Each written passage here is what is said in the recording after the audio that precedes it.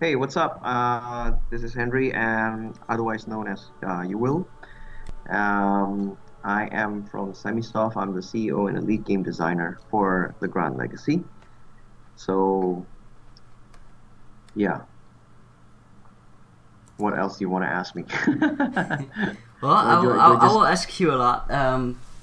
Like, like I do always in interviews. I've interviewed you before, so I do know a bit about your game. But Uh-huh. we are going to assume that the people that watch this video don't know anything. Yeah. First, I want to know why are you calling yourself You Will if your name is Henry?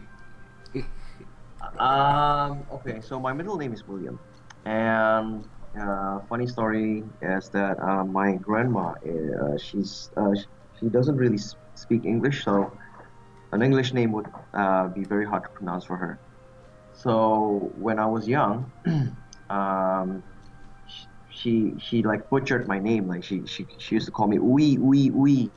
So there's the U and the WI, and then so I was like, okay, that's actually pretty funny, and I just ended up using Will, UWIL. So that's how he got started. Okay, well, yeah, You Will is a lot different than Henry. Yeah. That's for sure. So, in a nutshell, what kind of game are we talking about today? So for those who don't know, Legrand Legacy is a JRPG, a classic JRPG, turn-based combat with tactical warfare, side quests, NPC recruiting, mini games.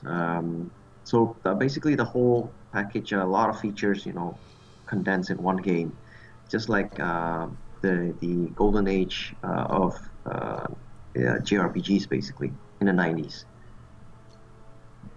Why did you choose to make a game like this? I grew up with it. That's one, and I've been craving for a game like this for a very long time.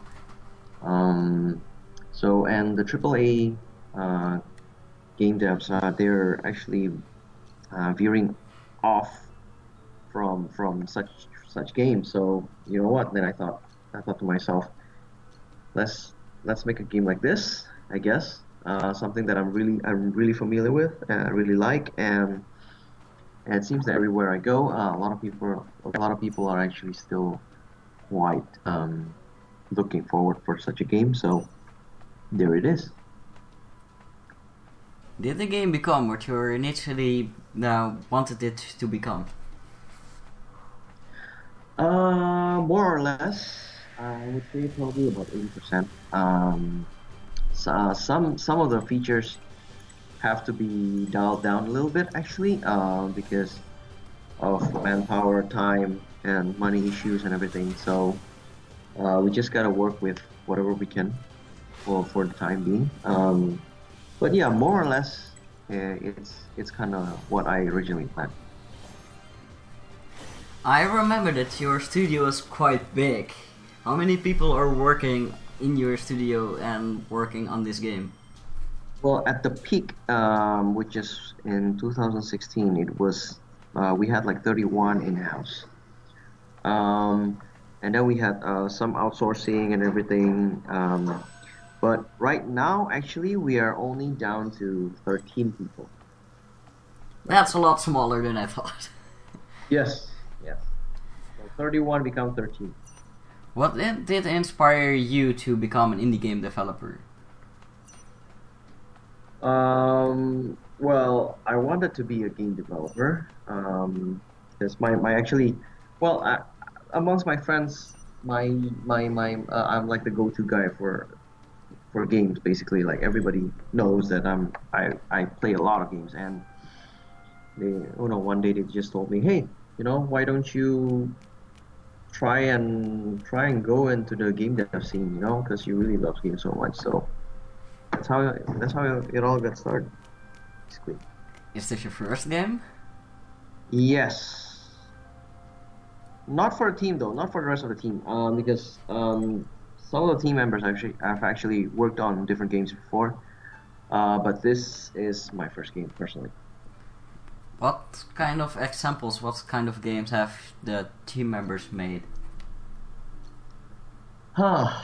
Um, if you ever heard of Inheritage, it's sort of like a side-scrolling shoot 'em up on mobile. I think it was on iOS. I don't know if it was on Android. It was a pretty small game. Some of the others, they've worked on really small RPGs. They've worked on like card games, but like those are personal experiences though from other projects, not from this company though. Well, it's still a lot, and they needed to use their experience for this game. So, Yeah, true. how long have you been working on this project? Um, 3.5 years counting.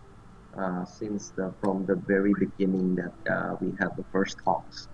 I think we started in July 2014. That was we started talking about this game, about making games basically. So That's a pretty long time. yeah, it is. What was your day-to-day process into making this game? Um, well, it was first the I started with the game development document, the GDD basically, and then then we started talking to the team. We brainstormed. We had meetings after meetings after meetings. Like, so the idea is going to look like this. The idea is going to look like that. And after that, we started the prototype. And then we had a lot of meetings, and we started to iterate, try to improve. And so I guess for me personally, there's a lot of meetings with the team. And I live about 200 kilometers away from the studio, so I had a lot of online meetings with them. But every month I would definitely visit them, have a face to face with them. So you travel like almost the size of my whole country to get to the other people. Exactly. Okay, that must be fun. It sounds like a really far road for me because yeah, my country is so small that the city next to me is far away.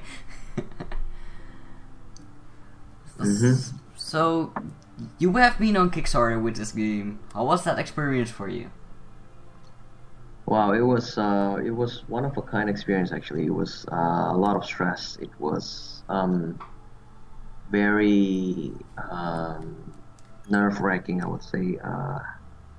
It's but I think it's good. I think it's good because other than the fact that we had like marketing, we had like coverage from that, but also we had some sort of like validation, and we started building a community.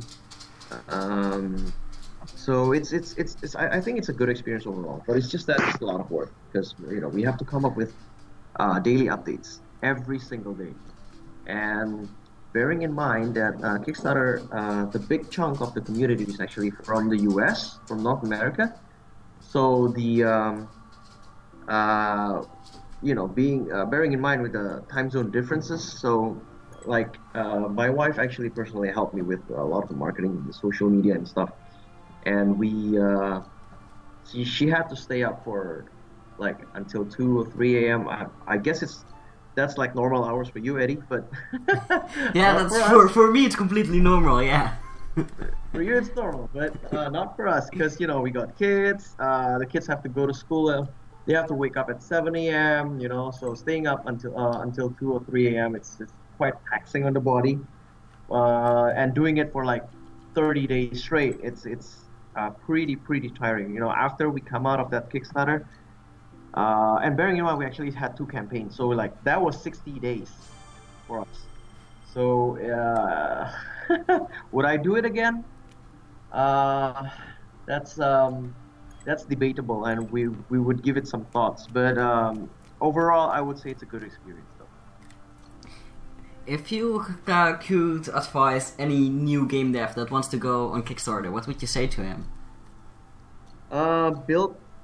Build your community from way back. So you don't hope that you will get a lot of new fans during the Kickstarter campaign. So you have to build the hype from way back when, and you have to prepare for daily updates. You have to prepare a lot of your time. Basically, you have to put up. You have to be very active on social media and stuff like that. So when people ask you questions and stuff, you got to be ready. And try to please don't do it alone. Try to get some help if you can, if possible. If you're like me, then you have like different you have difficult time zones, then it's better if you can partner up with someone who has a who has the time zone advantage, so to speak. So yeah, Someone that's that my lives in a advice. better time zone than you do. Yep, yep. Someone in the US. Yeah, that would be the ideal time zone then. Mhm. Mhm. Is the Kickstarter helping you now that you have fully released the game? Um. Well, we still have to deal with not deal with, but we still have to take care of the rewards, Kickstarter back rewards.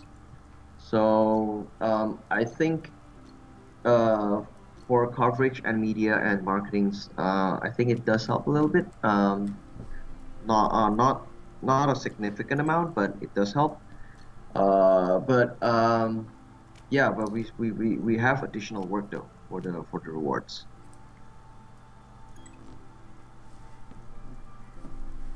Do you think that for potential future games you make that the process will be around the same? Um, I think we have learned quite a bit when it comes to producing or the project pipeline and stuff like that. The boring side of game development. Yeah. So we learn I think more or less it's about the same, but a lot of things can will change, I think. Um, but yeah, more or less, I think it's gonna be the same. I still have to do the documents and stuff like that. Do you think it will be more efficient now that you have actually made a game? Oh yeah, definitely, definitely. Way more efficient, and not just in time, but also in money spent, um, and what kind of marketing activities that what works and what doesn't. So I think we have a better idea with that. What were your biggest inspiration to make this game? Mm, um, I think this has been mentioned before, or it would be a lot of articles, I'd say. But Legend of Dragoon, Suikoden, Fire Emblem, some of the Final Fantasy are a big inspiration for this game. What does this game make different from other games? First of all, we haven't seen this kind of game, for quite some time. The turn-based has a little twist where you have some button prompts. We call it action circle tempo. Well, it falls under the category of a quick time event. So it's there's a little bit of an action to it. The combat resolves simultaneously, so that's what's a little bit different from other games. Yeah. Do you mean that circle that you have to put on the right time Yep. when you do an attack? Yep. Yep. I do remember that. Yep. What do you think is the most interesting part of the game? Most interesting part. I think trying to beat 100%. I think it's fun. For those who actually crave for a challenge. I think we've actually put up quite a bit of a challenge there. Um, the story itself, is in a whole new universe. I mean, maybe it's not entirely new. A lot of the things that we've put in the story, but um, this I'm hoping that this game actually will do well enough that it will spawn sequels, so it becomes an entirely new universe, which I love making, basically. So you would want to make a Legrand Legacy 2, if you can. If I can, yes. Fingers crossed right now. What game engine are you using, and what did you decide to work with it, and why? We're using Unity. I guess you guys would say that the community for Unity is the largest. Um, for Indonesia here, a lot of the programmers are more familiar with Unity rather than all the other engines. So yes, that's why we decided on Unity. What setbacks did you encounter in the project, and do you feel like they were a valuable learning experience? We've had some toxic people, toxic team members, I would say, in the past. So regrettably because we treat everyone like a family member, in this team. But we just have to cut off with some of the toxicity that some of the team members that used to basically, it's not healthy, I'd say. Yes, I would say it's a very valuable learning experience. Can we actually weed out the toxic people from coming into our team? I would say it's very hard. It's not a foolproof. There's no foolproof plan, not 100%. But yeah, I guess we're more careful on that right now. So your team is pretty much now everyone likes each other. Yeah, I think so. I hope so. Well, that is a good thing. You want everyone to like each other. Yeah. If you could go back in time, what would you do different? Maybe hiring process. Maybe some features might be different. Uh,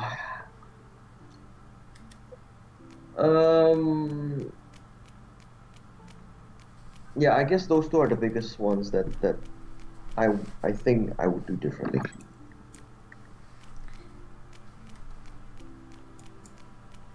What do you feel is success for an indie game developer? Other than selling 1 million copies, well, selling 1 million copies is close to impossible.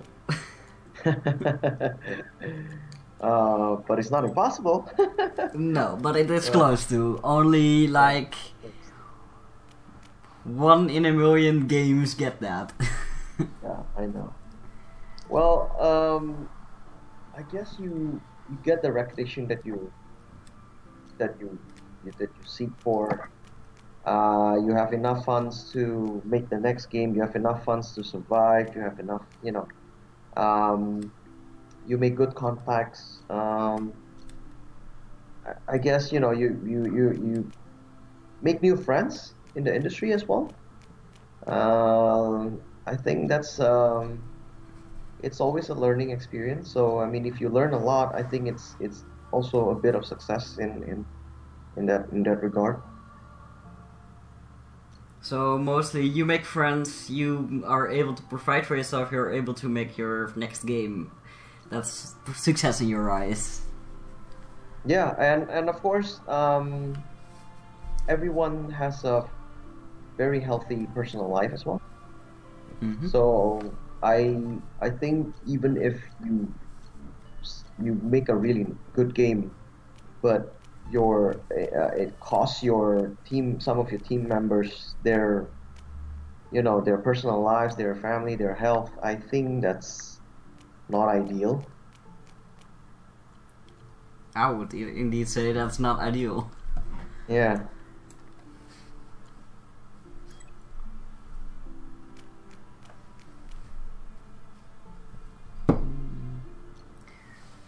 To make other game developers learn, what resources would you recommend? Resources. Try to go to as many events and make as many contacts as possible. Talk to a lot of people.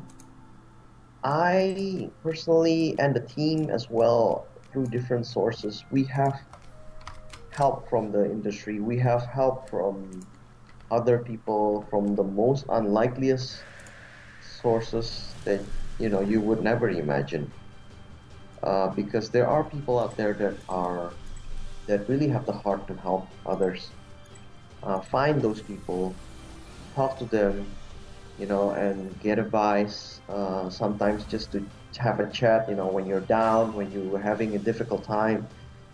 I think it's healthy, it's good that you can talk to people, because especially someone who's been there, someone who has a lot of experience, they would know what to say, they would know what to do, basically. Mm-hmm. What do you think about the current marketing strategies in the indie game industry? The current marketing strategies? Yeah.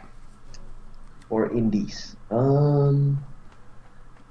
Sadly, I think that's what's most lacking in indie games.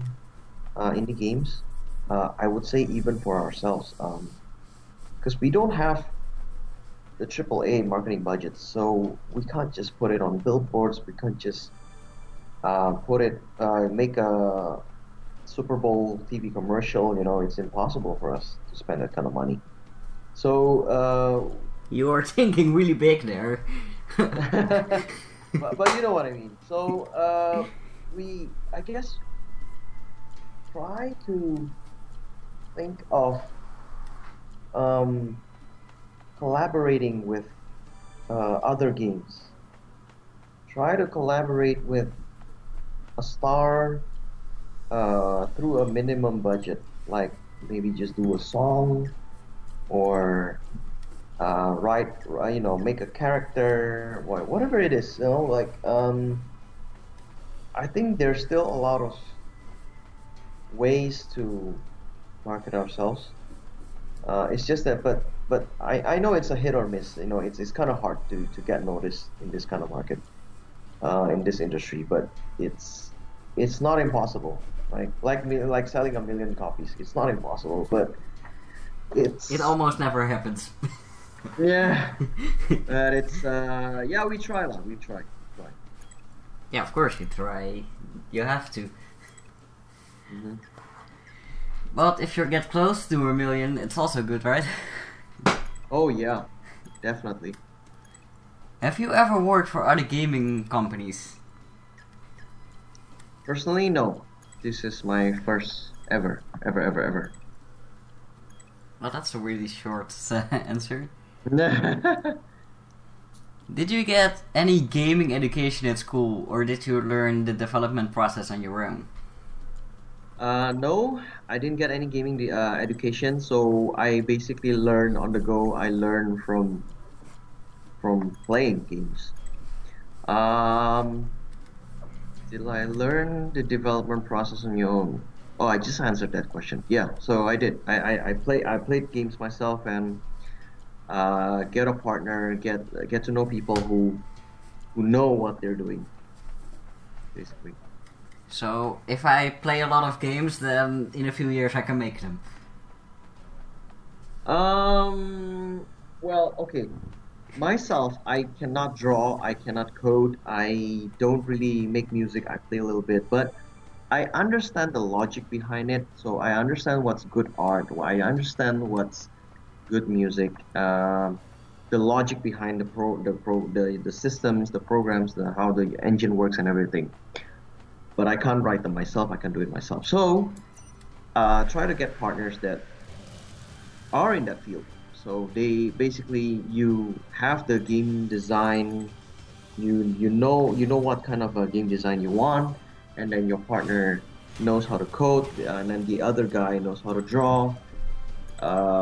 Maybe you can outsource the music, or maybe you have a musician, and as your partner as well, then voila, you can make a game like that. Now we're going to some questions just about you. Where did you grow up? I grew up in Jakarta and partly Singapore as well. So all the way in Southeast Asia. I went to school I went to college in States. Actually, I went to in California. So yeah, that was actually How a long did you time ago. first end up in Singapore and later in the US? So I at that okay, the education in Indonesia isn't exactly, I would say, world class. So my parents actually sent me to Singapore and then to States to study, basically to get better education, I would say. You have really nice parents. Yeah. They were like, okay, you can study here, well, but let's send you away, then you get better education. Yeah, they work their ass off for. Oops, sorry, but they work they work really hard for this to happen, basically. Well, that's a good thing. You want parents to care about that. You want the parents to care about that stuff. Yep. What were your childhood interests? Other than games, well, I like to watch anime. I used to like cartoons. I do a little bit of sports here and there. I play some music as well. But still, I mean, I think my biggest interest would be games and cartoons and animes. For what platforms did you first intend to release this game before you did anything about it? We already released on the 24th of January on Steam, GOG, Humble Store, and Game Jolt. So we are now doing the Switch port. So hopefully that can come out in a few months. And then there's PS4 and Xbox One as well. You have big plans. Big plans, yes. What do you think is the best attitude in life for you?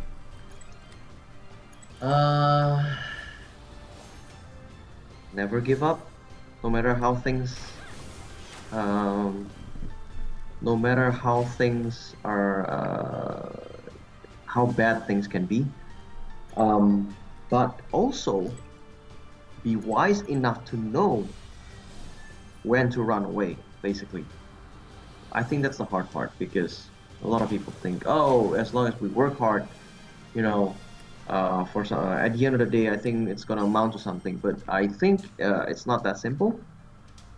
I can't say the same for everyone, because everyone goes through different things. I wouldn't understand what everyone is going through, but from all the problems that I have faced myself in my life, be wise enough and to know when to fight all the way, and know when to, okay, you know what, this is enough, we have to try out a different strategy. But yeah. So sometimes you would want to not do a thing you won't succeed in. Well, that's a pretty good thing. You can't be good at everything. Well, yeah, you can't be good in. You can't do everything yourself, right? Yeah, but you can't be good at everything. Yeah. I guess some people also I actually learned this not a long time ago.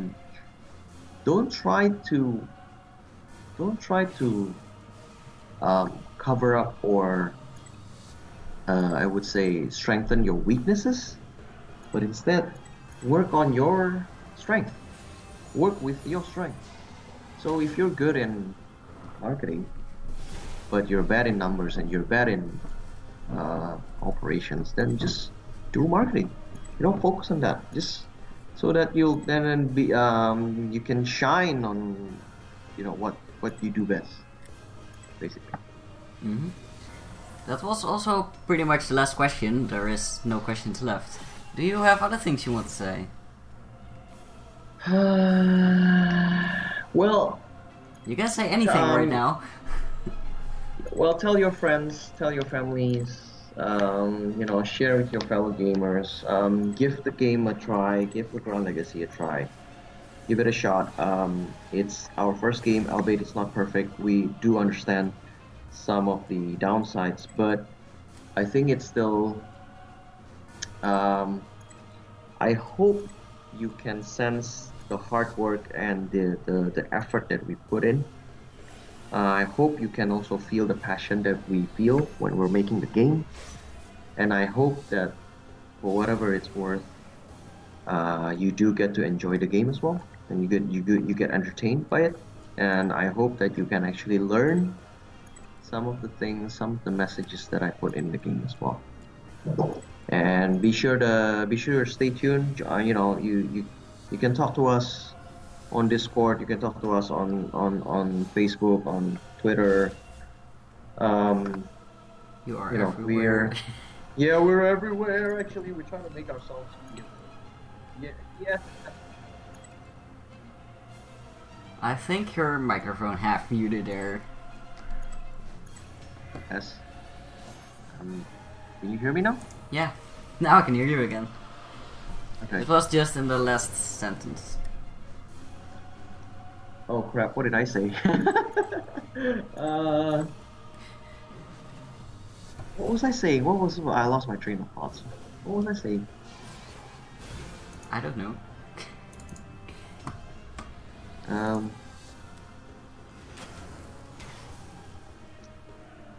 Oh, jeez.